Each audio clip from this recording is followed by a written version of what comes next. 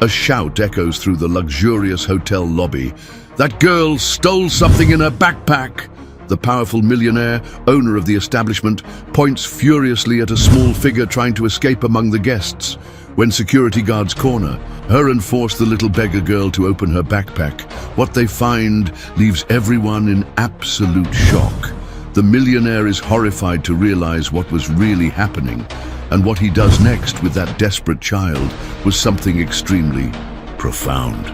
The sun was setting over New York City as Helena pushed through the revolving doors of the Sterling Hotel, her hands trembling as she clutched the worn strap of her faded pink backpack. The smell of fresh food made her stomach ache. It had been 2 days since she'd eaten anything but a crust of stale bread she'd found. Her eyes stung with unshed tears as she watched the abundant dishes of the dinner buffet being prepared by the staff. At just 7 years old, she already carried a burden heavier than any child should. At home, her 5-year-old brother Miguel waited, lying on the thin mattress on the floor, too weak even to cry from hunger. Grandma Grace, the only family they had left after the accident that took their parents, was too sick to work, constantly coughing in her corner of the small room. They shared. Helena moved silently among the well-dressed guests, trying to be invisible. Her threadbare clothes and messy hair announced that she didn't belong in this luxurious environment, but hunger was stronger than fear. She crept discreetly towards the buffet, waiting for the moment the waiters were distracted. With nimble, shaky fingers, she began stuffing what she could reach into her backpack. Warm rolls, some fruit, a slice of cake. Each item represented hope. Miguel needed to eat something, needed to regain his strength. Grandma Grace could barely get up to make tea. That's when a booming voice cut through the air, making her heart nearly stop. "That girl's stealing!" "Security!" The shout came from Ricardo Mendez, the hotel owner, a tall man in an impeccable suit who was pointing directly at her. Helena tried to run, but her small legs were no match for the security guards who quickly surrounded her. The backpack was ripped from her hands violently, its contents spilled onto the gleaming marble floor. "Please, sir, I'm so hungry," Helena pleaded, her voice thick with fear and shame. "My little brother is sick, he needs to eat."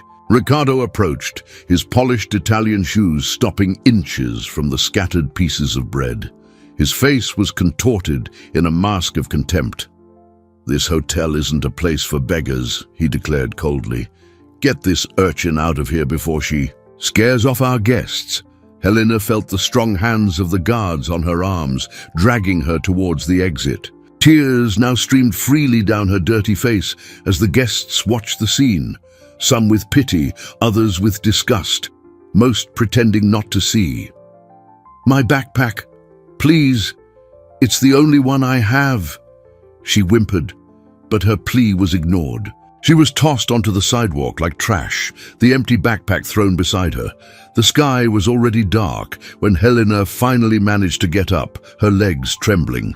She picked up the torn backpack and began her walk back home, her empty stomach aching even more with the weight of humiliation. How would she explain to Miguel that she hadn't managed to bring food? How would she bear to see her brother's sunken eyes, begging for something to eat? As she walked through the busy downtown streets, Helena passed dozens of restaurants and diners, each lit-up window a torture to her hunger.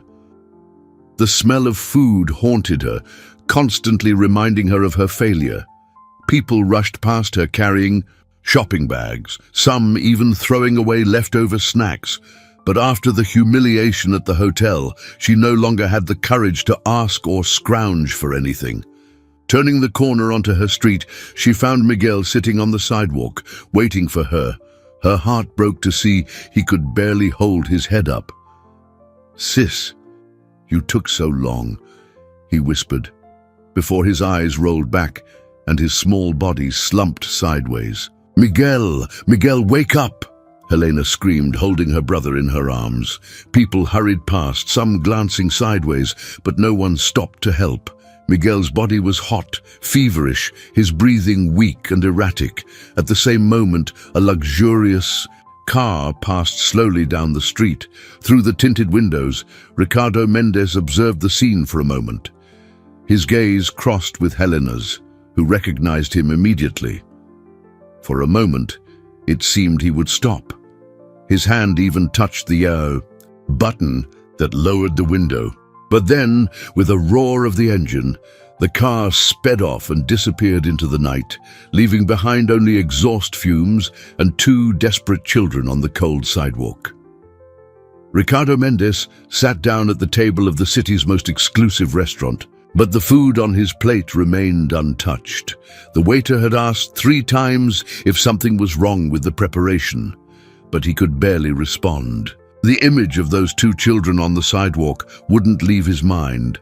"Darling, are you okay?" asked his wife Laura from across the table. "You haven't eaten anything." He tried to force a smile, but his lips trembled. The $500 steak on. His plate seemed to mock him. How many meals for hungry children could that amount by? "I'm just tired," he lied, loosening the tie that seemed to be suffocating him.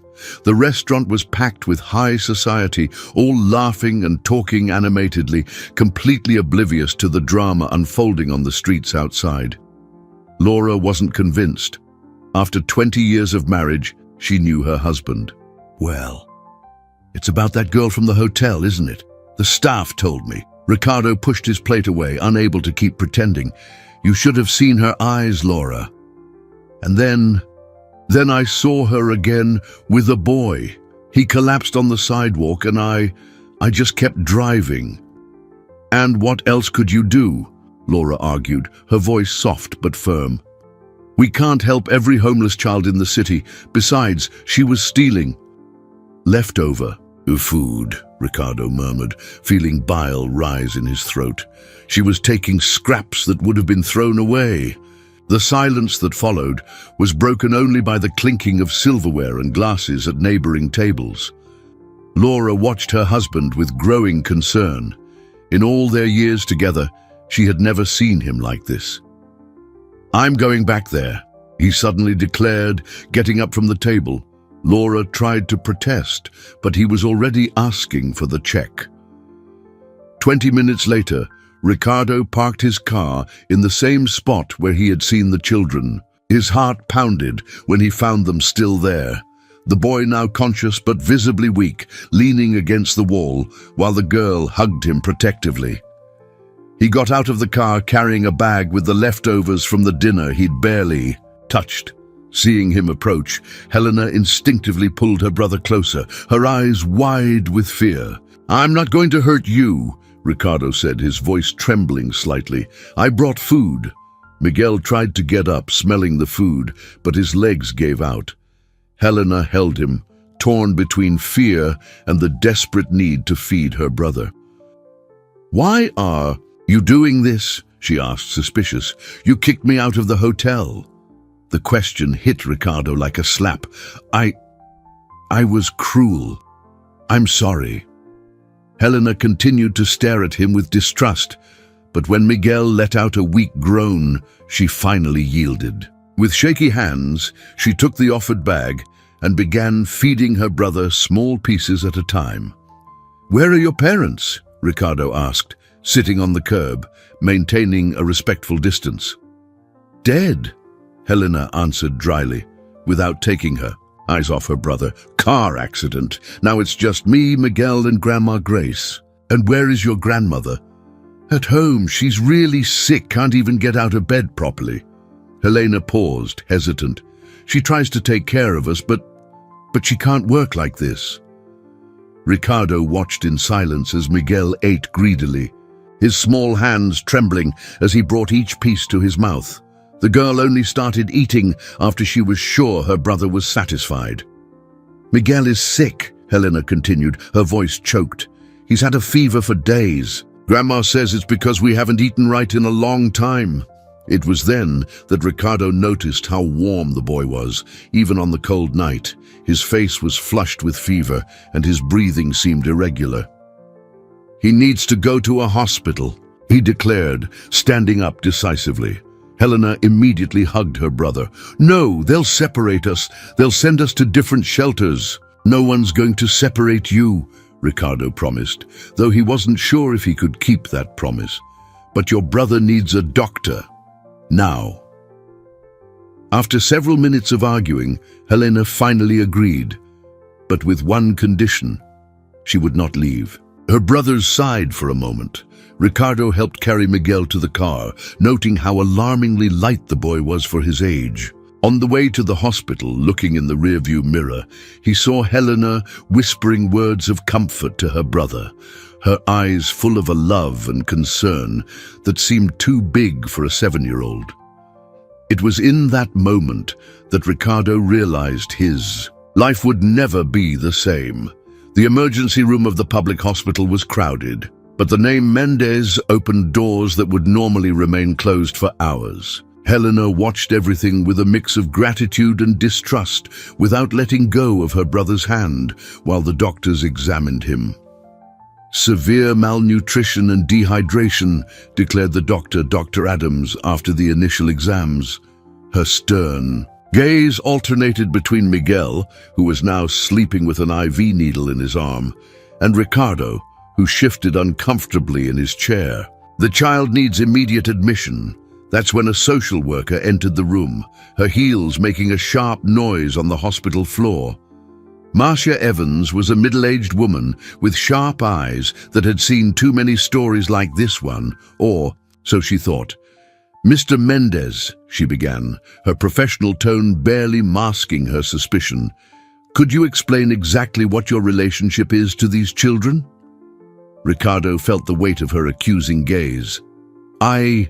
They were starving near my hotel." "And your hotel?" Marcia interrupted, taking notes. "The same hotel where, according to reports, you expelled this girl this afternoon." Helena, who until then had kept her eyes fixed on her brother, turned abruptly. "No, he's trying to help now. Please don't send him away." The girl's desperate plea surprised everyone. Marcia approached her, kneeling down to be at her eye level. "Honey, I need to understand what's happening so I can help you. Where is your family?" "Our grandma," Helena began, but her voice broke. The tears she had held back for so long finally started to fall. "She's really sick. Can't even get out of bed properly. We didn't have anything to eat at home anymore." Ricardo felt his heart clench. How many times had he walked past people asking for help on the street and simply looked away? How many Helenas and Miguels had he ignored in his privileged life? "I can pay for everything," he quickly said. "The treatment, medicine, food." This isn't about money, Mr. Mendez," Marcia retorted dryly. "I need to ensure the safety of these children. Do you understand that your behavior is, at the very least, suspicious? First, you kick out a starving child, and a few hours later you show up presenting yourself as a benefactor." "I know how it looks," he admitted, running his hands through his tired face. "But I couldn't leave them on that sidewalk. Miguel could have." "Miguel needs rest now," interrupted Dr. Adams, noticing that the boy was restless from the raised voices, and Helena also looks exhausted. Indeed, the girl could barely keep her eyes open, still holding her brother's hand tightly. The fatigue, hunger, and emotional stress were finally taking their toll. "I'll contact Child Protective Services," Marcia declared. "In the meantime, Helena will be placed in temporary custody at the city shelter." "No!" Helena cried, standing up so abruptly, she almost knocked over the chair. "You promised you wouldn't separate us. You promised." Ricardo felt as if he had been punched in the gut. There has to be another solution. She needs to stay with her brother. "You have no authority over these children." Marcia was inflexible. "And frankly, your insistence on getting involved is starting to concern me. Please," Helena whispered, gripping the sleeve of Ricardo's jacket with surprising strength. "Don't let them take me. Miguel needs me." The businessman, accustomed to always being in control, felt completely helpless. For the first time in his life, his money and influence seemed useless in the face of the system's coldness. "Can I at least take some things for her to the shelter?" he asked, his voice hoarse. Marcia nodded reluctantly, handing him a card with the address. You can leave the items at the reception desk, but do not attempt direct contact with the minor. When the hospital security guards came to take Helena, it took 3 adults to separate her hand from Miguel's. Her screams echoed down the hallway, making other patients and staff stop to watch the painful scene. "Take care of my brother," was the last thing she screamed before disappearing through the door, leaving behind a deafening silence. Ricardo remained standing there in the middle of the hospital room, watching Miguel sleep. The boy, even sedated, had an expression of pain that didn't match his childlike face. On the wall, the clock read 11:45 p.m. Not even 12 hours had passed since he had yelled at a starving child in his luxury hotel. How could a life change so much in so little time? The St. Francis City Shelter occupied an old building downtown, its peeling walls telling stories of decades of neglect. Ricardo parked his imported car in front of the location the next morning, carrying bags of clothes and basic toiletries he had bought late at night at a 24-hour pharmacy. Visiting hours are from 2 p.m. to 4 p.m., the reception clerk informed him, dryly, barely looking up from her magazine. "I'm not here to visit," Ricardo explained, placing the bags on the counter. "I brought some things for Helena, the girl who arrived last night." The clerk finally looked at him, her eyes narrowing as she recognized the man in the expensive suit. "Ah, yes. The social worker, Marcia, warned us about you. You can leave the bags there. We'll check the contents before giving anything to her." Ricardo nodded, feeling humiliated by the suspicion. He was about to leave when he heard a familiar voice coming from the hallway. "I don't want to eat. I want to see my brother." It was Helena, her voice hoarse from crying so much. Ricardo took a step towards the sound, but the clerk quickly stood up, blocking his path.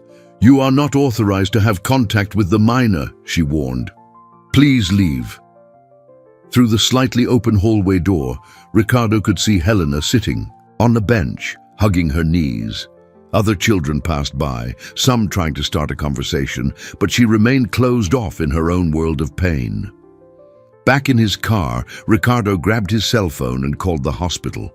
Miguel had been stable overnight, but was still very weak. The nurse informed him that he kept asking for his sister when he woke up. He then drove to the address Helena had mentioned as her home. The place was even worse than he imagined, a dilapidated tenement building with dozens of families crammed into small rooms. In the yard, barefoot children played among lines of faded clothes. "Mrs. Grace," he called, knocking on a warped wooden door. After a few moments, he heard a weak cough and shuffling steps.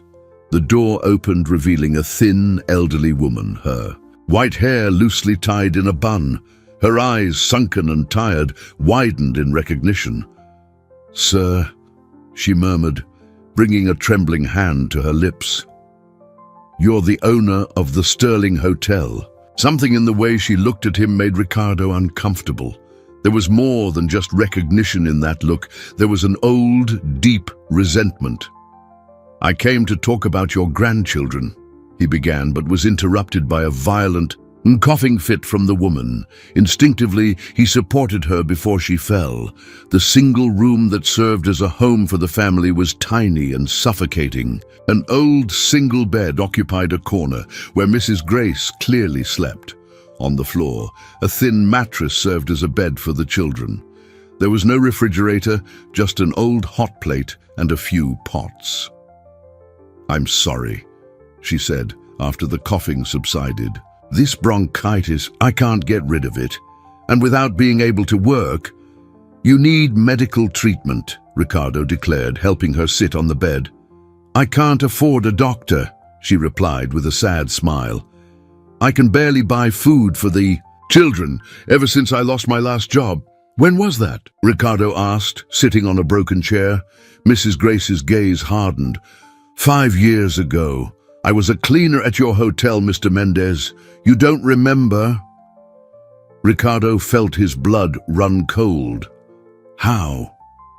A guest said I had stolen his wallet. You didn't even want to hear my explanation. You fired me on the spot, she continued, her voice trembling not just from illness. The wallet showed up later in the guest's own car, but you never knew that, did you? Or perhaps you didn't care. The floor seemed to have disappeared beneath Ricardo's feet.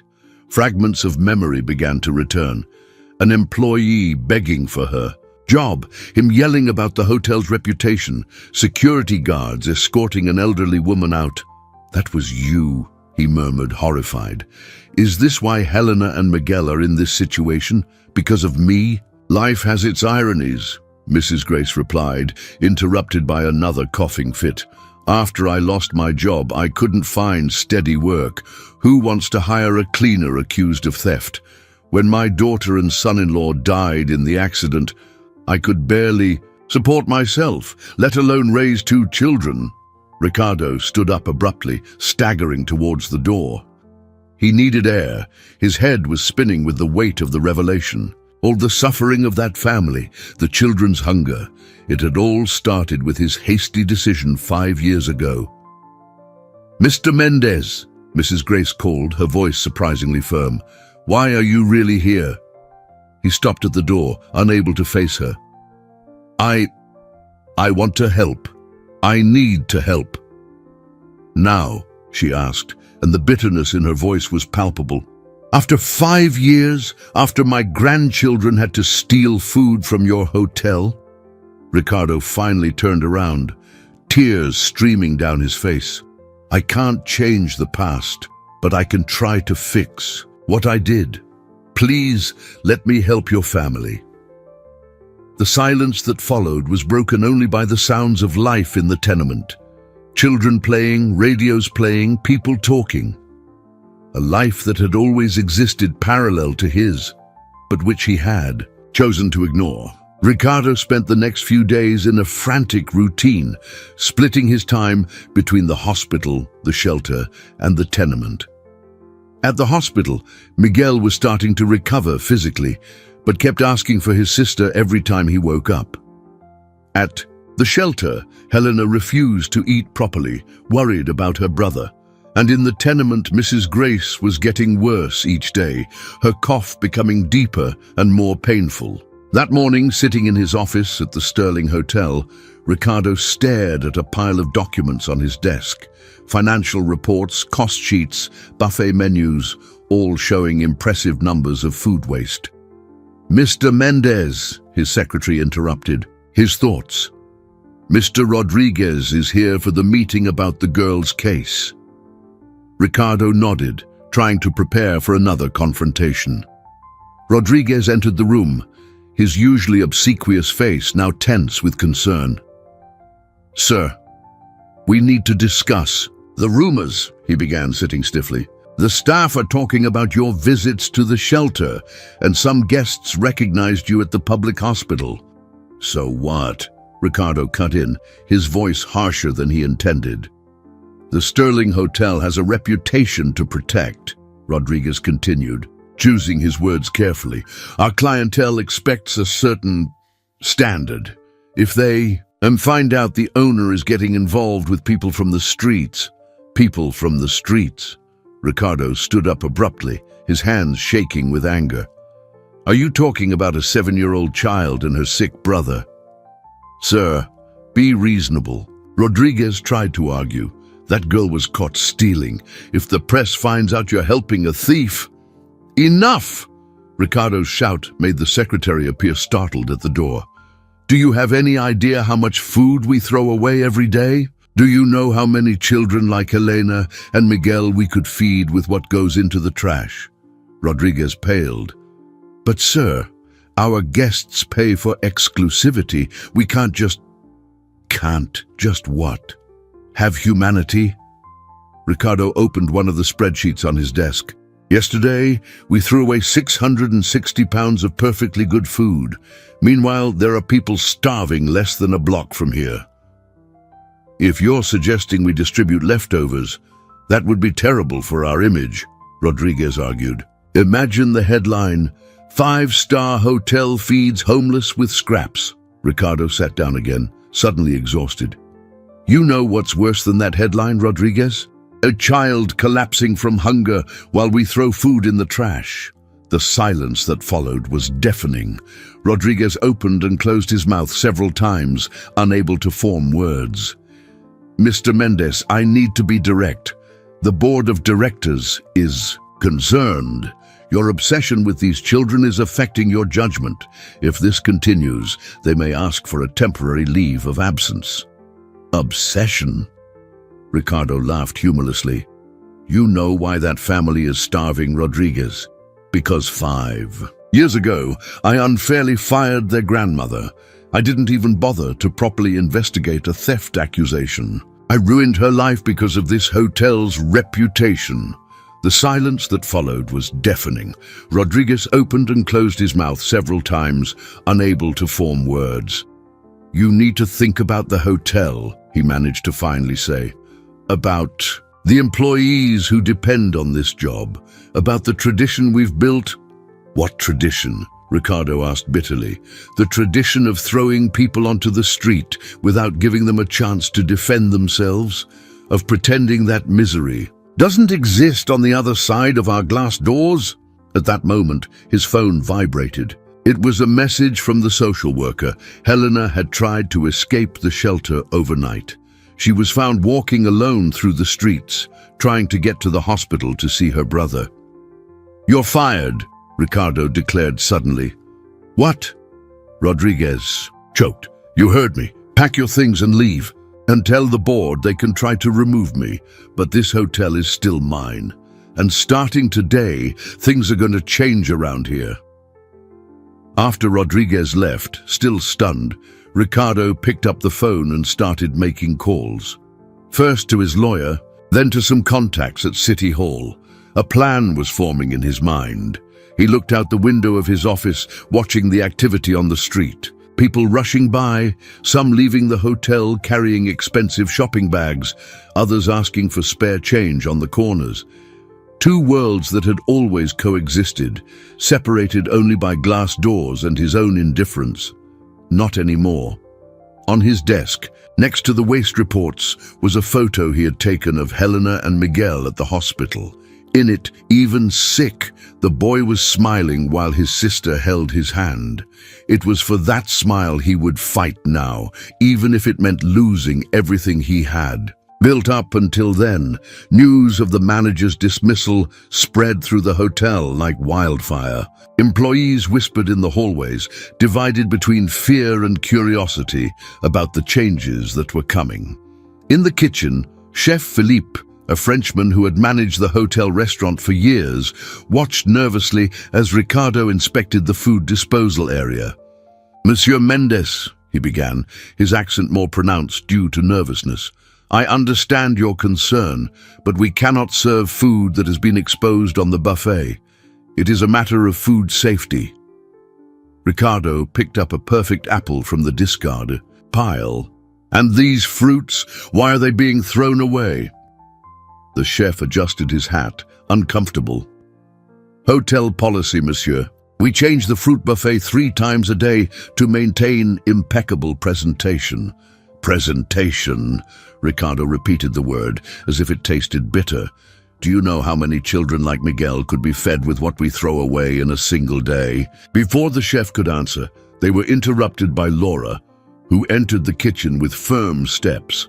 Ricardo, we need to talk. Now. In the office, Laura barely waited for the door to close before starting.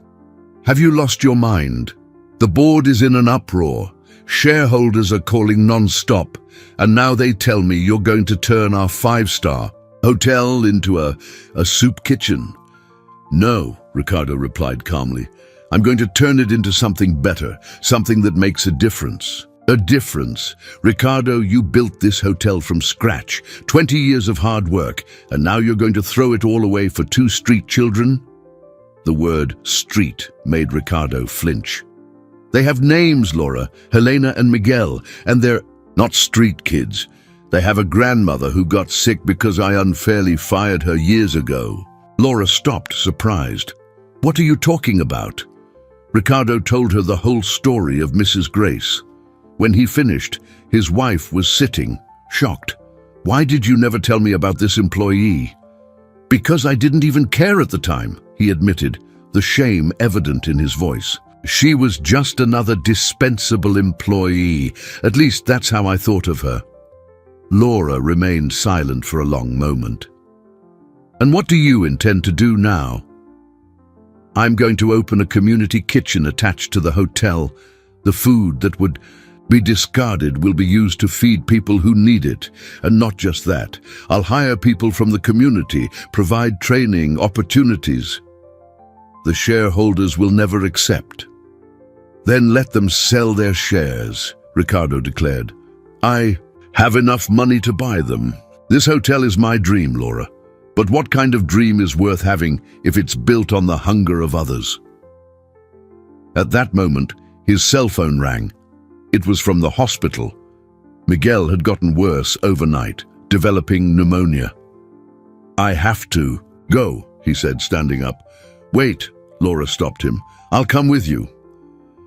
At the hospital, they found Helena sitting in the hallway, hugging her knees. Apparently, after her escape attempt, the social worker had agreed to let her visit her brother. He doesn't want to eat, the girl informed them as soon as she saw them, her deep circles under her eyes showing nights of poor sleep. He just cries and asks for Grandma. Laura knelt beside her, touched by the little girl's worry. How long since you've eaten properly, honey? Helena shrugged, her eyes fixed on the door of the room where Miguel was. I can't. The food won't stay down. You need to take care of yourself so you can take care of him, Laura said softly, surprising Ricardo with her gentleness. Grandma always said that, Helena murmured, and for the first time since they had met her, a sob escaped her. I miss her so much. Laura hugged her instinctively, and the girl, surprising everyone, didn't resist. She began to cry, a deep and painful cry that seemed to hold all the sadness in the world. Ricardo watched the scene when his cell phone vibrated again. It was a message from Chef Philippe. Monsieur, after our conversation, I gathered the kitchen team. We want to help with your community kitchen project. All of us. He smiled, feeling a pang of hope. He looked at his wife, comforting Helena, at the door where Miguel was fighting pneumonia, and at the message on his phone. Maybe, just maybe, he wasn't alone in this battle. The following days brought an avalanche of changes and challenges. Miguel's pneumonia proved resistant to antibiotics, his small form battling the fever that wouldn't break. Helena had practically moved into the hospital, sleeping curled up in the armchair beside her brother's bed, refusing to go back to the shelter. Marcia, the social worker, had tried to intervene, but for the first time, she met resistance not just from Helena, but also from the medical team. Her presence is helping his recovery, Dr. Adams argued. Every time she leaves, his vital signs worsen. That afternoon, Ricardo was in the hospital room when Miguel woke up from another period of high fever. His eyes, usually lively and curious, were dull with fatigue. Mr. Ricardo, he called weakly, tell me a story. Helena, who was dozing in the armchair, immediately woke up. It was the first time in days her brother had asked for anything other than water. Ricardo pulled up a chair, sitting between the two children. What kind of story do you want to hear? One with a happy ending, Miguel asked, his small, warm hand seeking his sister's. I'm tired of sad stories. Ricardo felt a lump in his throat. How could he tell a happy story when the reality around them was so harsh? But then he noticed the children's eyes fixed on him, full of a hope that not even illness and hunger had managed to completely extinguish. Once upon a time, he began, there was a very rich man who lived in a glass castle. The hotel? Helena interrupted, a small smile appearing on her dry lips. Yes, the hotel, Ricardo continued. This man thought he had everything. Money, power, respect. But in truth he was the poorest person in the world because his heart was empty. Miguel coughed a little, but his eyes remained attentive to the story. One day he met two magical children, Ricardo went on, making Miguel smile weakly. They had no money, no power, none of the things the man thought were important. But they had something much more valuable. They had love for each other. And that love was so strong it began to melt the ice that covered the rich man's heart. And then, Miguel asked, his voice a whisper, then the man discovered that his glass castle was built on lies, that while he wasted food and money, good and honest people were in need right next door. And for the first time in his life, he felt ashamed of who he was. Helena squeezed her brother's hand, her eyes now fixed on Ricardo. But the magical children taught the man that it's never too late to change, he continued, his voice slightly choked. That sometimes we need to lose everything we think is important to find what truly matters. And what's the happy ending? Miguel asked, struggling to keep his eyes open. Ricardo hesitated. How could he promise a happy ending when Miguel was still fighting the fever, when Helena still didn't have a safe home, when Mrs. Grace was getting worse every day? That's when Laura entered the room, carrying a folder of documents. Her usually composed face showed signs of fatigue, but also fierce determination. The temporary custody papers, she announced, showing the documents. I got the judge to sign them an hour ago. Helena and Miguel can come live with us as soon as he's discharged. The silence that followed was broken only by the constant beeping of the monitors. Helena looked from Laura to Ricardo, her eyes wide with disbelief. But what about Grandma? She asked, her voice trembling. Her too, Laura replied, pulling another document from the folder. I've already arranged an apartment on the ground floor of the building next to the hotel. It has an elevator and easy access to the hospital for her treatment. Miguel tried to sit up in bed, gently restrained by Helena. Is it true, Mr. Ricardo? We won't have to be separated anymore. Ricardo looked at the children, at his wife, at the documents that represented a new chance for all of them.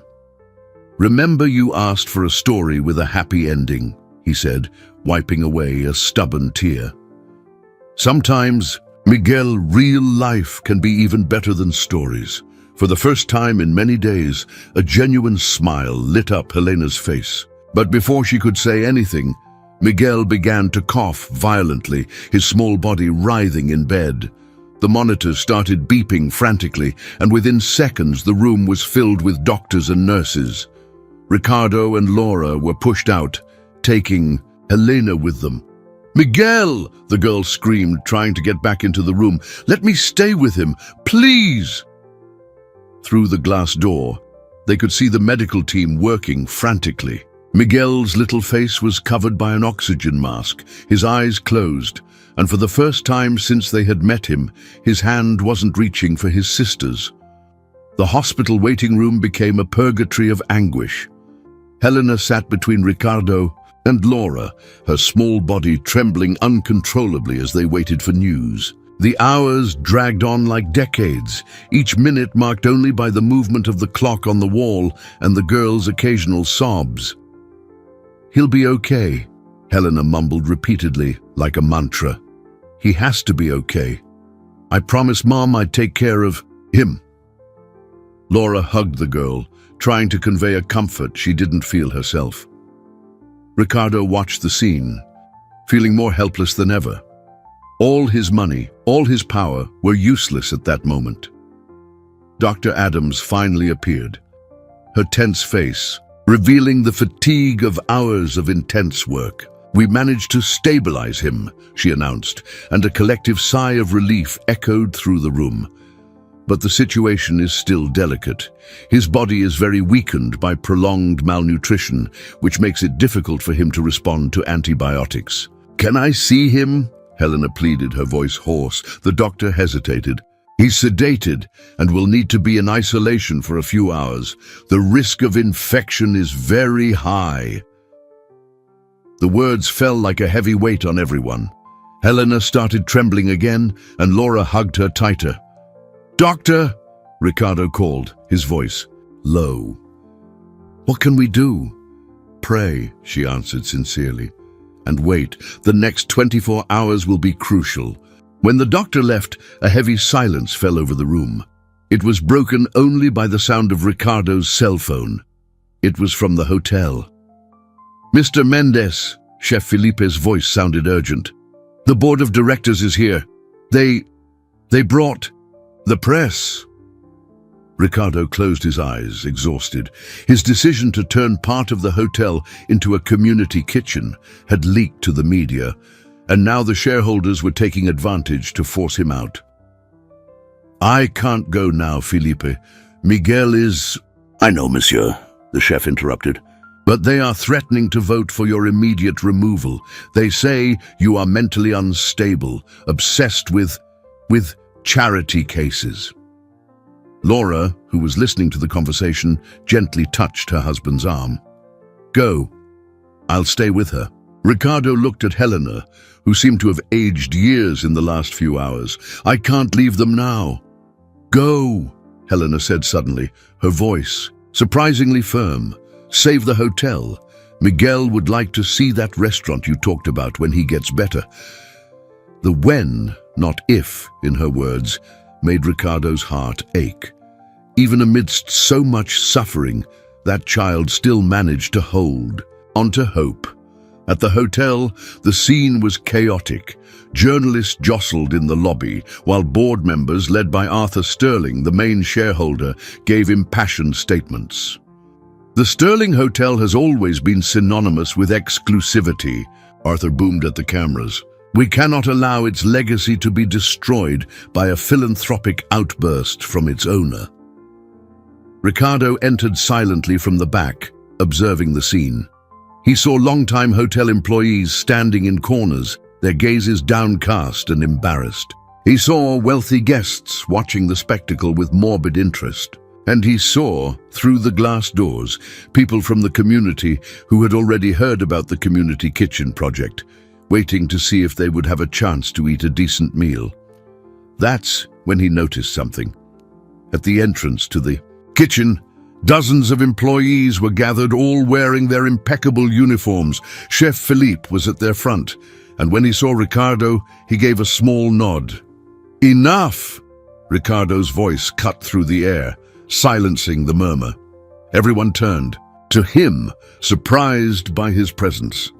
"Ricardo," Arthur smiled falsely for the cameras. "Glad you came to your senses. We can resolve this civilly." "No, Arthur. Now you're going to listen to me." Ricardo walked to the center of the lobby. "A few weeks ago, I kicked a starving child out of this hotel who just wanted to take some food for her sick brother. Food that was going to be thrown away. The journalists crowded closer, recorders in hand. That night, I was exactly like you," he continued, looking directly at the cameras. "Concerned with appearances, with profits, with what others would think. But you know what happened. That child taught me more about humanity in a few days than I learned in 20 years running this hotel." Arthur tried to interrupt, but Ricardo raised his hand, silencing him. "Right now, while we're here discussing legacy and exclusivity, that same boy is fighting for his life in a hospital. And you know why? Because people like us decided it's better to throw food in the trash than to feed the hungry." The kitchen staff began to approach, forming a semicircle behind Ricardo. One by one, other hotel employees also joined them. "So yes, I am going to turn part of this hotel into a community kitchen. I am going to hire people from the community, provide training, opportunities, and if any of you disagree with this..." Ricardo took an envelope from his pocket and handed it to Arthur. "This is a check to buy all your shares at market value. The same offer applies to any other shareholder who wants to leave, because starting today, the Sterling Hotel will serve not just the rich, but everyone who needs a decent meal." Ricardo's phone started ringing.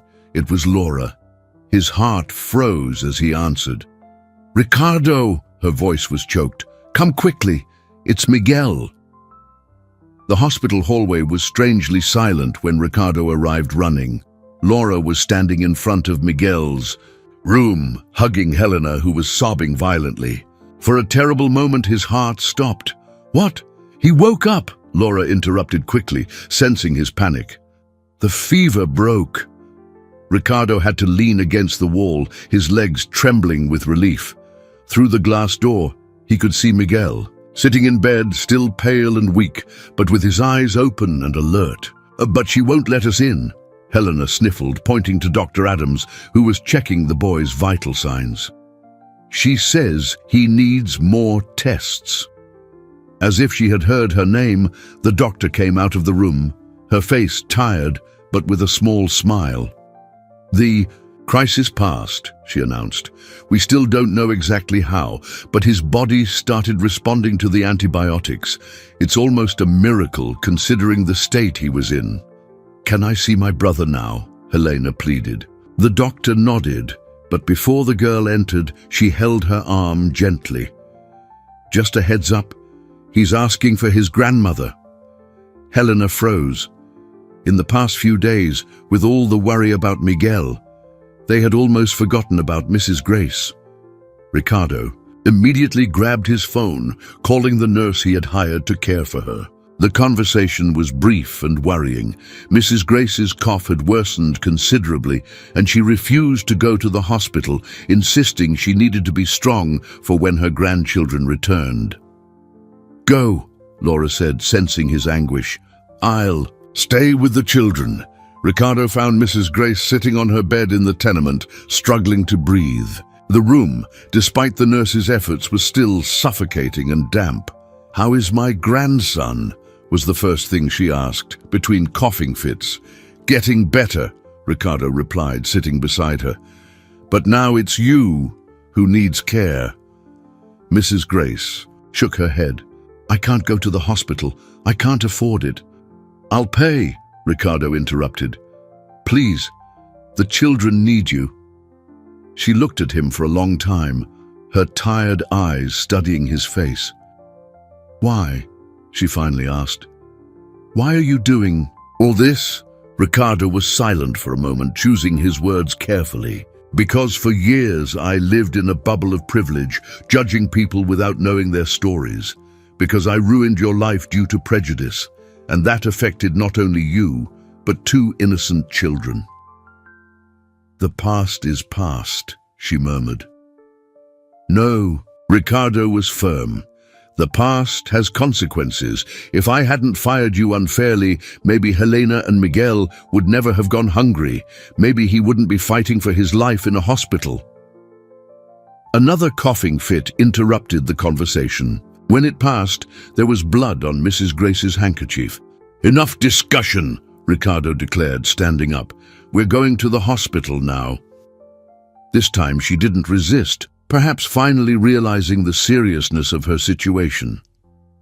On the way, Ricardo called Laura, who told him that Miguel was asking insistently for his grandmother. When they arrived at the hospital, a surprise awaited them. Chef Philippe was in Miguel's room, wearing his full uniform, serving homemade soup that filled the room with a comforting aroma. "Monsieur," he greeted Ricardo with a smile, "I hope you don't mind. After you left the hotel, I thought the children deserved a special meal."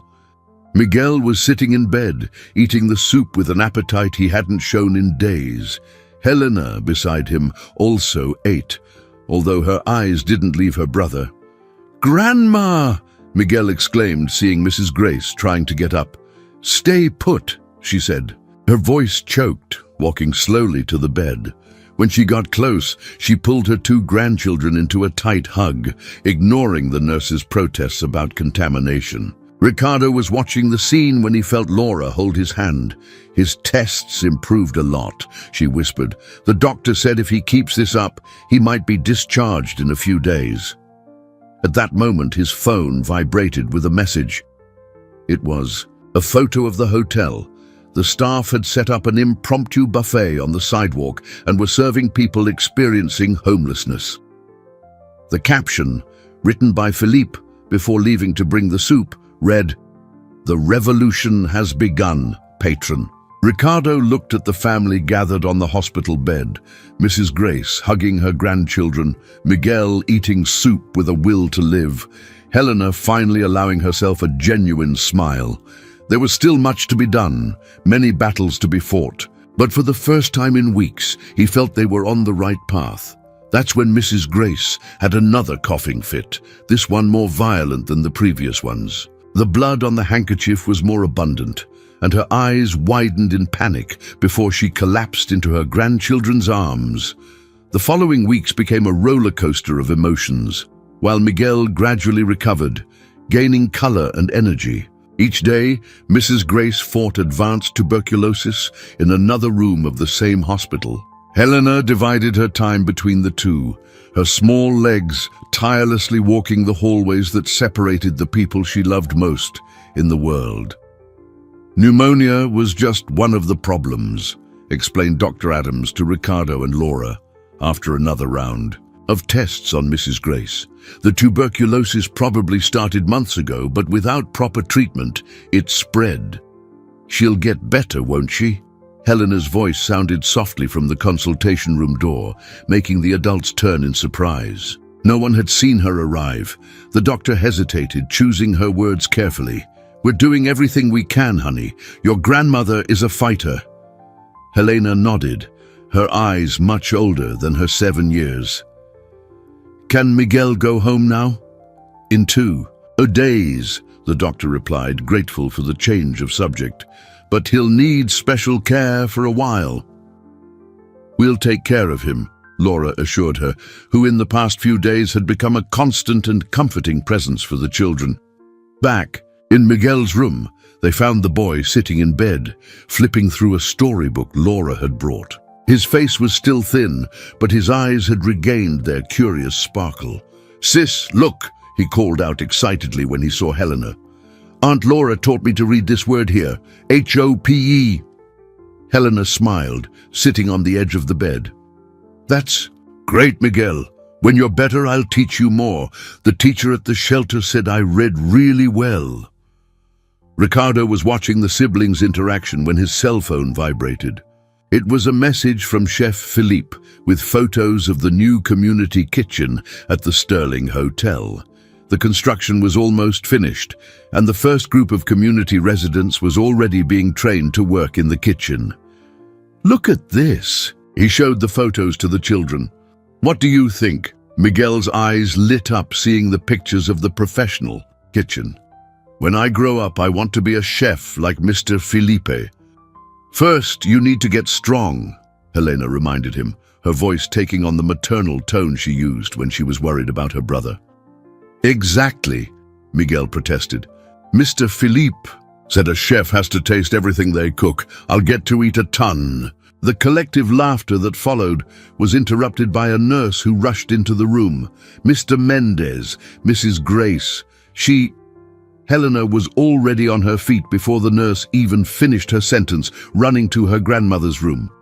When the others arrived, they found the girl holding her grandmother's hand, who was breathing with difficulty through an oxygen mask. "My little granddaughter," Mrs. Grace whispered with effort. "I need to tell you something." "No, Grandma," Helena pleaded, tears streaming down her face. "Don't say anything now. Rest." "Listen, honey." Mrs. Grace's voice was just a whisper. "Since your parents left, my biggest fear was leaving you alone. But now..." She looked at Ricardo and Laura, who were watching the scene from the door. "Now, I know you'll be okay. You'll be okay too," Helena insisted. "You have to be, promise?" Mrs. Grace smiled sadly through the mask. "There are promises we can't make, my love, but I promise I'll always be watching over you wherever I am." "No," Helena shook her head violently. "Don't talk like that. Miguel needs you. I need..." Her voice was cut off by the sharp sound of the heart monitor. The medical team flooded the room, pushing everyone out, but Helena refused to let go of her grandmother's hand. "Grandma!" she screamed, while Laura gently tried to pull her away. "Grandma, don't go. You promised you wouldn't leave us alone. You promised." In the hallway, Ricardo held Miguel, who had gotten out of his bed upon hearing his sister's screams. The boy cried silently, his small body trembling. "Please," he murmured, "please, don't take my grandma too."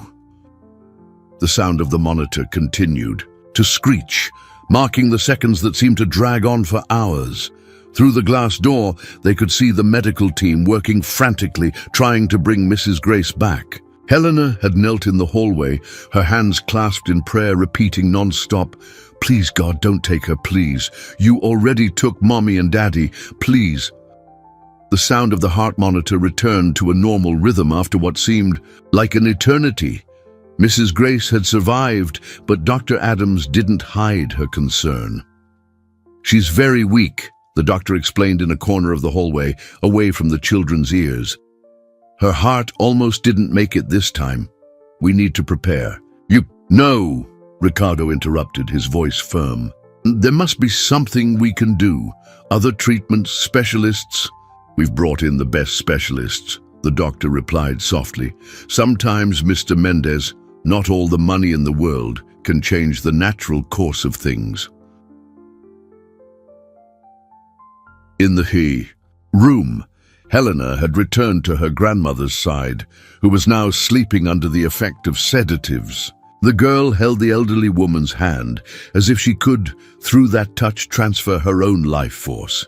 Miguel was sitting on the other side of the bed in a wheelchair, going against all medical recommendations to remain in his own room.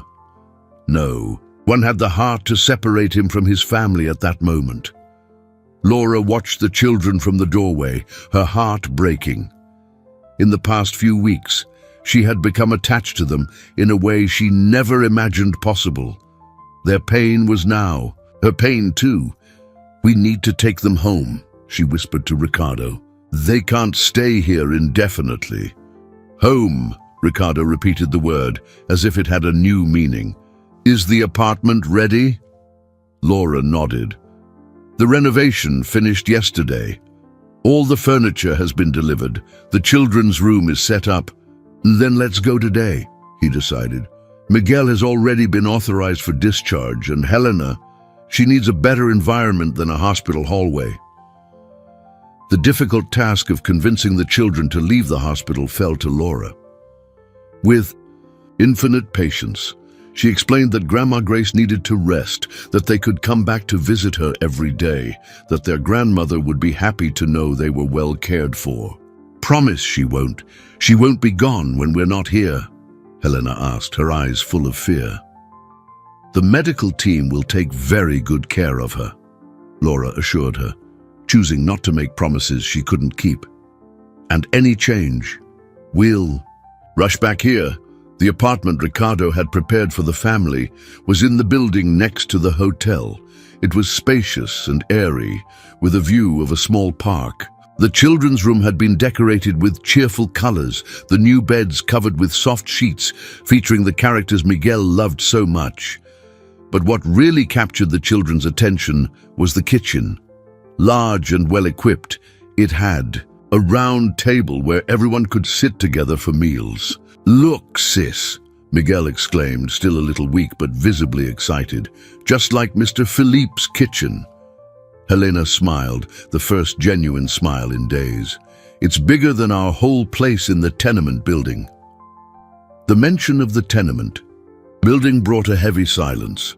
Laura quickly suggested they have a snack, and soon Chef Philippe appeared carrying a basket with fresh bread and other treats. "We need an assistant to taste these new recipes," he said, winking at Miguel. "Anyone interested?"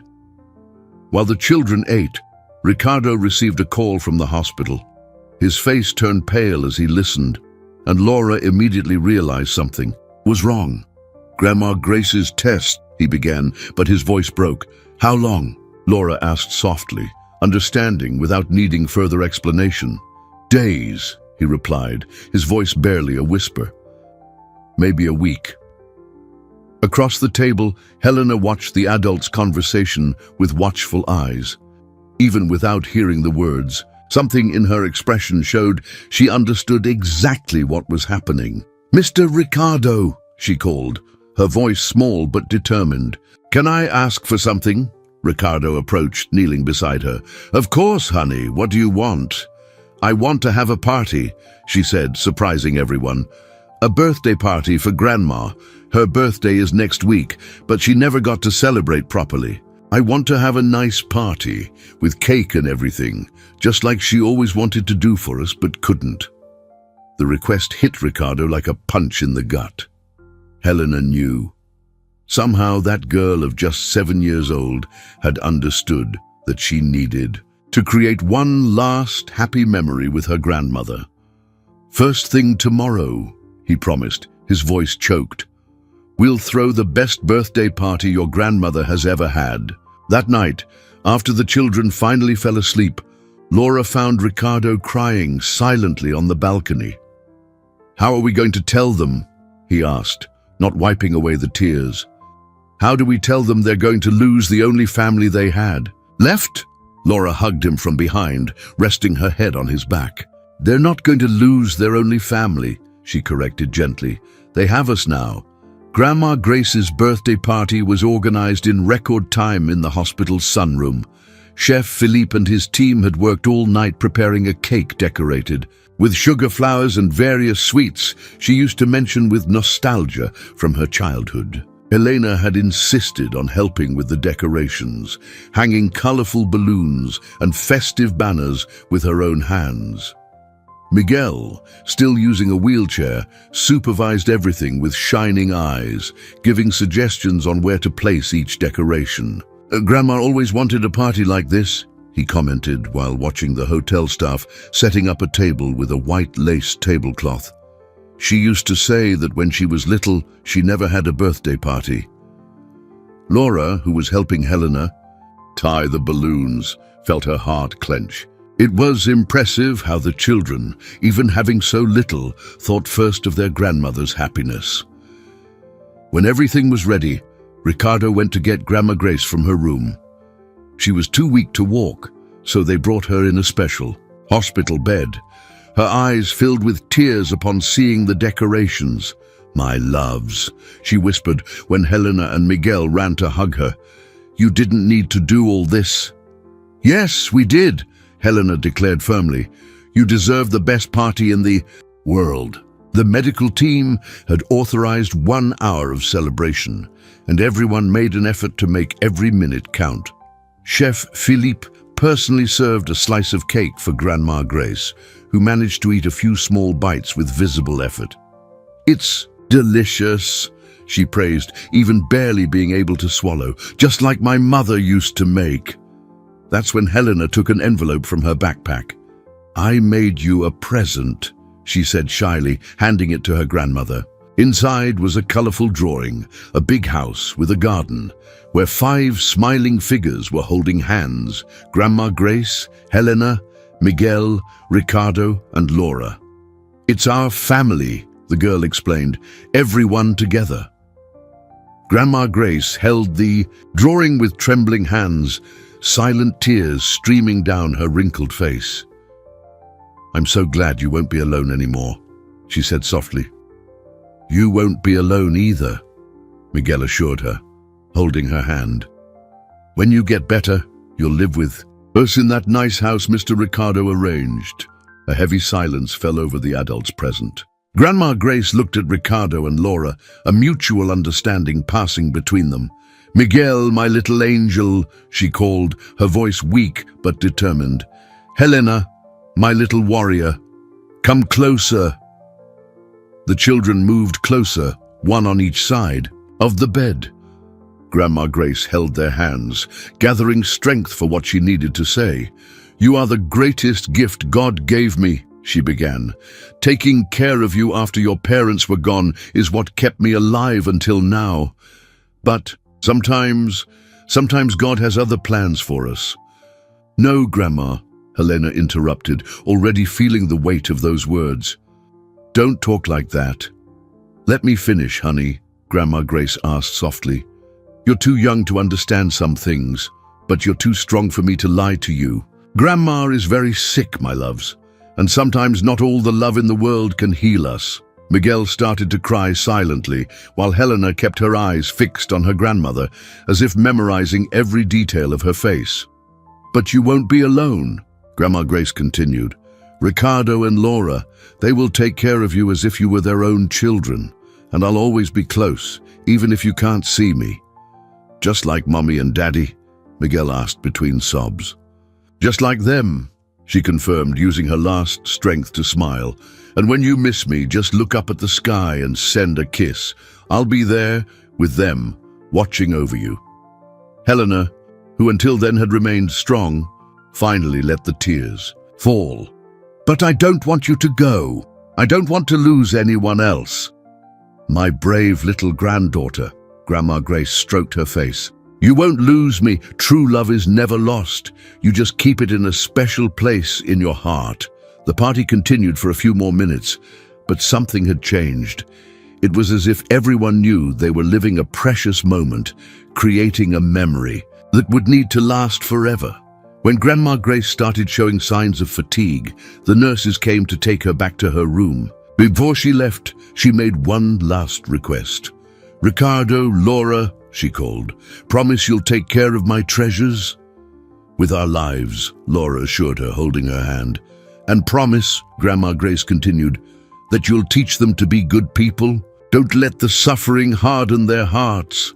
Ricardo, unable to speak due to emotion, just nodded. He watched as the children gave their grandmother one last hug, their small bodies trembling with suppressed sobs. That night, while putting away the last of the party decorations, Helena approached Ricardo with the drawing she had made. "Mr. Ricardo," she said, her voice small but determined, "could you hang this drawing in Grandma's room so she doesn't feel lonely?" Grandma Grace passed away 3 days after the party, during a quiet autumn dawn.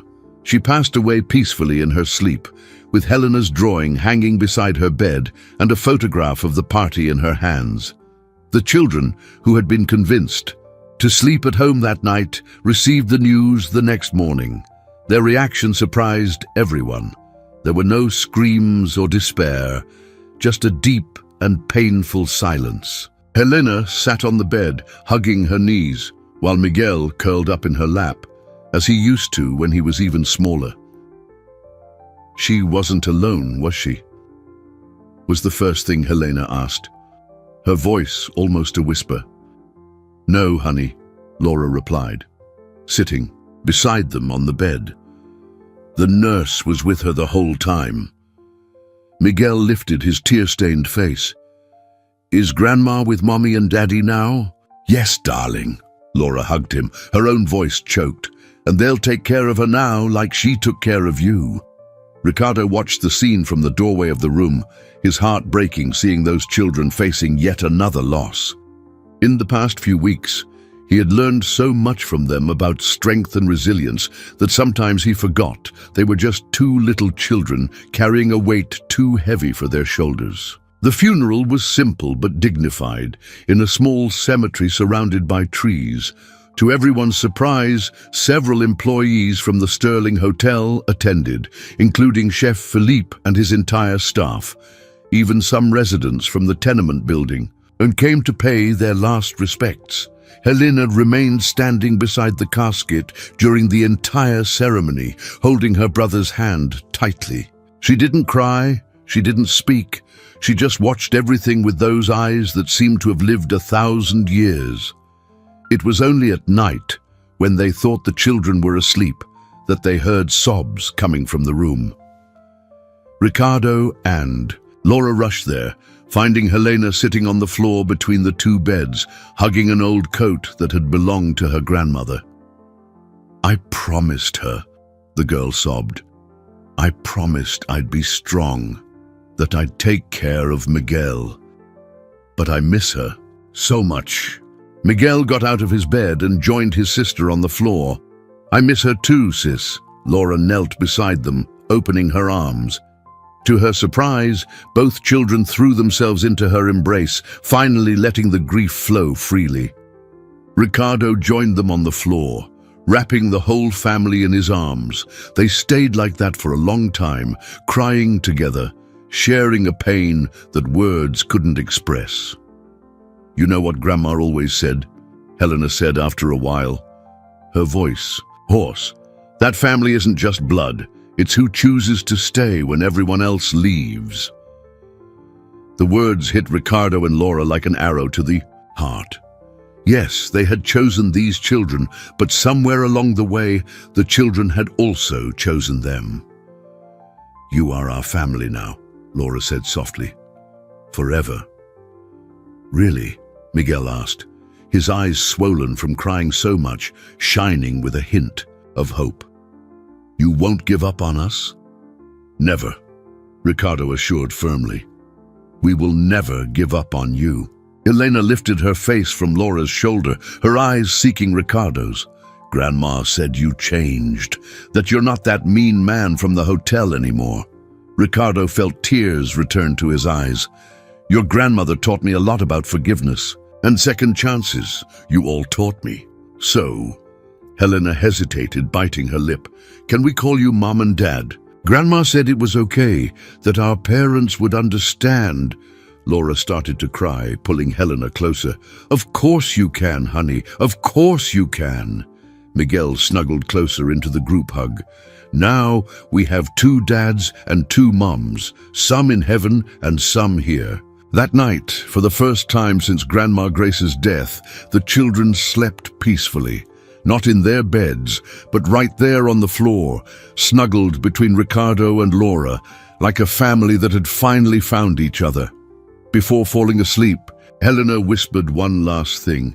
"Dad, can we go to the hotel tomorrow? I want to help other children who are hungry, just like Grandma always wanted to do." 6 months passed since Grandma Grace's passing. The Sterling Hotel had transformed completely. The former ballroom now housed a community kitchen that served hundreds of meals daily, while the main kitchen had become a training center for people experiencing vulnerability. Helena and Miguel had made the hotel their second home.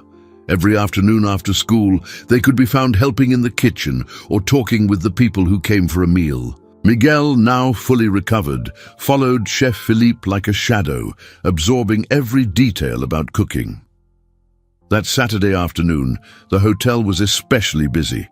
It was graduation day for the first class of the job training program, an initiative Ricardo had created in memory of Grandma Grace. "Dad!" Miguel called out excitedly, running through the room in his little chef's uniform. "Come see the cake I helped make." Ricardo followed his son into the kitchen, where a work of art in cake form was being finished. It was a miniature replica of the Sterling Hotel, but with a special detail. The doors were open, and small figures made of sugar paste represented people entering and leaving freely. "It was Helena's idea," Miguel explained proudly. "She said now the hotel doesn't have closed doors for anyone anymore." Helena, who was organizing the graduate certificates at a nearby table, smiled upon hearing her brother. At 8 years old, she had become a sort of ambassador for the project, always ready to tell her story to anyone who wanted to listen. "Look who's here," Laura announced, entering the room with a surprise. Marcia, the social worker who had been so suspicious of Ricardo at first, now came regularly to follow the progress of the children and the project.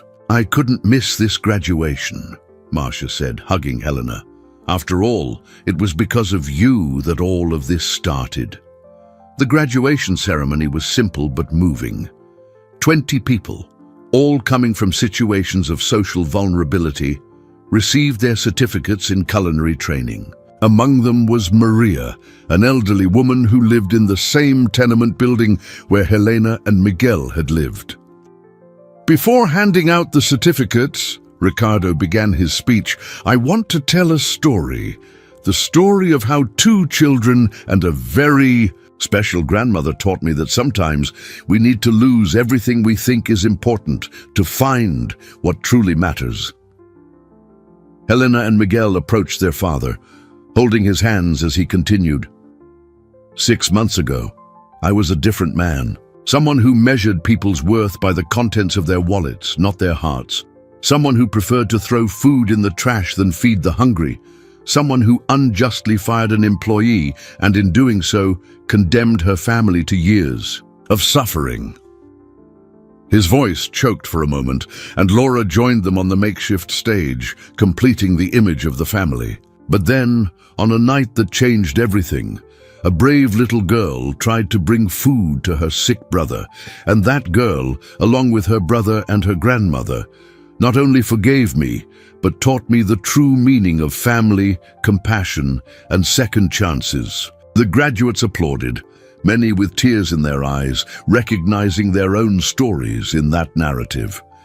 Today, Ricardo continued, this hotel is no longer just mine, it is ours, belonging to everyone who needs a meal, an opportunity, a second chance. And that, he looked at Helena and Miguel with tear-filled eyes, that is true success. After the ceremony, while guests celebrated with Miguel's special cake, Helena pulled her parents to a quiet corner of the room. I have something to show you, she said, taking a folded paper from her pocket. It was the drawing she had made for Grandma Grace, now a little faded and creased from being handled so much. I want to hang it here at the hotel, she declared. So everyone who comes in knows that family is who chooses to stay. Laura hugged her daughter, unable to contain her tears. Your grandmother would be so proud of you, my love. She is, Miguel stated, with the certainty only children have. She, Mommy, and Daddy are always watching over us from above. Grandma must be super happy because now there are a ton of people who aren't going hungry anymore. Ricardo watched. His children, remembering how he had met them, two hungry and frightened children fighting to survive. Now he saw before him two little warriors who, even having lost so much, chose to use their pain to help others. You know what? Helena said thoughtfully, looking at the room full of celebrating people. I think Grandma was right. Sometimes we have to go through hard things to learn how to be better. It was a special morning at the Sterling Hotel. It was exactly 1 year since that night that changed so many lives, when a desperate little girl tried to take food for her starving brother. The lobby, once a symbol of exclusivity, was now decorated with flowers and posters made by the children from the community. Mom, Miguel called, running from the kitchen in his chocolate-stained apron. It's almost time. People are arriving. Laura smiled, straightening the crooked tie on her son's uniform. At 6 years old, Miguel was already known as the city's youngest chef apprentice, and his dream of working in the kitchen was coming true, even if for now he could only help with simple tasks. Helena, now 8 years old, supervised the table setting with a seriousness that reminded him a lot of her grandmother. Her hair, once neglected and poorly cut, was now neatly styled in 2 braids, but her eyes held that ancient wisdom they had always carried. Dad, she called Ricardo, who was checking the final details of the event. Do you think she would like all this? She didn't need to explain who she was. Grandma Grace was present in every detail of that special day, in the white lace of the tablecloths, in the flowers she loved so much, in the smell of cornmeal cake that filled the air. She would have loved it, my daughter, Ricardo replied, hugging her, especially because it was your idea. In fact, it had been Helena who suggested turning the anniversary of that difficult night into a celebration, not to remember the pain, but to celebrate the changes that came after it. The Sterling Hotel was now a unique model. It continued to be a luxury hotel, but with a deep social mission. The community kitchen served over 1,000 meals a day. The job training program had already trained hundreds of people, and a new supportive housing project was under construction on the lot. Next door, the hotel guests, far from staying away as many predicted, began choosing the establishment precisely because of its social mission. Some even volunteered, creating a unique bridge between different social realities. As people started arriving for the celebration, Ricardo watched his family. Laura helped Miguel serve the sweets that he had helped make, while Helena greeted the guests with a dignity beyond her years. In 1 year, they had transformed into a true family, united not by blood, but by something much stronger: the choice to stay together. "Excuse me," a voice caught his attention. It was Maria, the elderly woman from the tenement building who had graduated from the training program. She was now an assistant chef at the community kitchen. "I brought a surprise." In her hands was an old photo album. "I found this among Grandma Grace's things that were left at the tenement building," she explained. "I thought the children would want to see." Helena and Miguel ran to see the album, their eyes shining as they recognized photos from when they were babies, moments with their parents, portraits of their grandmother when she was young. But it was one photo in particular that caught everyone's attention. It was Grandma Grace in her hotel employee uniform years ago, with a proud smile on her face. "Look," Helena whispered, touching the photo tenderly. Grandma was right. Sometimes we have to take a very long detour to get to where we were meant to be all along. Ricardo felt tears come to his eyes. How could that little girl, who had suffered so much, have so much wisdom? "Attention everyone," called Chef Philippe, emerging from the kitchen with an impressive cake. It was a replica of the drawing Helena had made a year ago, the family holding hands, but now with a special detail. Around the main figures, dozens of other small silhouettes formed a circle, representing all the lives that had been touched by the hotel's transformation. Before we celebrate, Ricardo took the microphone, his voice thick with emotion. "I want to thank two very special children who taught me that it's never too late to change, who showed me that family isn't who you share blood with, but who chooses to stay when it would have been easier to leave." Helena and Miguel ran to hug him, and Laura joined them. There, in the middle of the lobby, which had once been a symbol of exclusion and was now a beacon of hope, they were just one family among many others who had found their place of belonging there. "Grandma," Helena whispered, looking up as she always did when she wanted to talk to Grandma Grace. "We did it. No one will go hungry here anymore. And you were right. Sometimes we have to lose everything to find something much greater."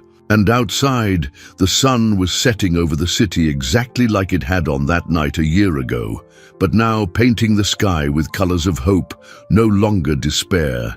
The doors of the Sterling Hotel remained open as they would forever, welcoming everyone who needed a meal, an opportunity, or simply a place to call home.